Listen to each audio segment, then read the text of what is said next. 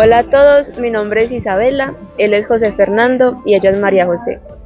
Nosotros somos estudiantes del grado 11 de la institución educativa La Paz en La Ceja. Este origami que hicimos intenta representar cada figura silvestre que queremos cuidar. El objetivo del proyecto se basa en que por medio de cada figura de origami queremos concientizar a la gente para que cuide un poco más la flora y la fauna. Le agradecemos a la familia de Jardines de San Nicolás por prestarnos este espacio para mostrar nuestro proyecto. Invitamos a todos a visitar este lugar y a reflexionar sobre la vida silvestre y la biodiversidad. Por los que vendrán después, porque el futuro también merece florecer.